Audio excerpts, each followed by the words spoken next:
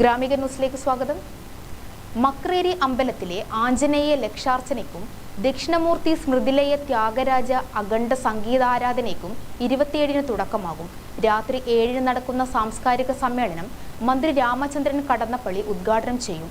Malabar Devaswom board commissioner TC Biju അധ്യക്ഷനാകുമെന്നും ഭാരവാഹികൾ ചക്കരക്കല്ലിൽ വാർത്താ സമ്മേളനത്തിൽ പറഞ്ഞു. 24-ാം വർഷത്തിലേക്ക് കടക്കുകയാണ് പരിപാടി. ഈ വർഷത്തെ പരിപാടികൾ ഡിസംബർ 27, 28, 29 തീയതികളിലാണ് നടക്കുന്നത്.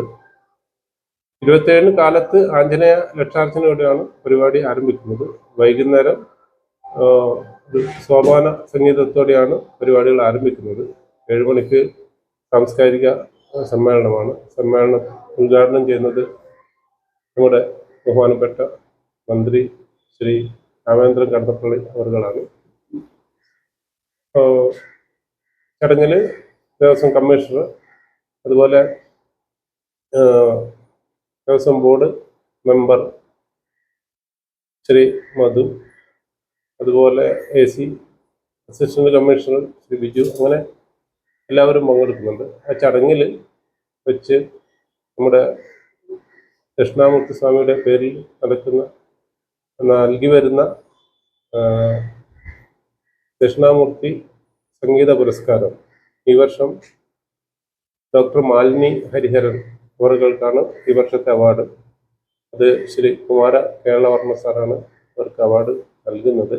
27-ന് രാവിലെ ആഞ്ജനേയ ലക്ഷാർച്ചന, വൈകിട്ട് 6:15-ന് സന്തോഷ് കൈലാസ്, സുനിൽ വടകര എന്നിവർ അവതരിപ്പിക്കുന്ന സോപാന സംഗീതം എന്നിവ ഉണ്ടാകും.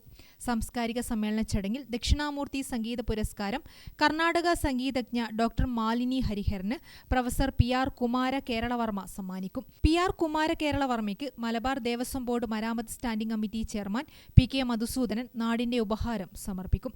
രാത്രി 7:45-ന് ഡോക്ടർ മാലിനി ഹരിഹരൻ അവതരിപ്പിക്കുന്ന സംഗീത കച്ചേരി, 8:30-ന് ഹരിശ്രീ സംഗീത നാട്യ കലാക്ഷേത്രം അവതരിപ്പിക്കുന്ന നൃത്തനൃത്യങ്ങൾ എന്നിവ ഉണ്ടായിരിക്കും.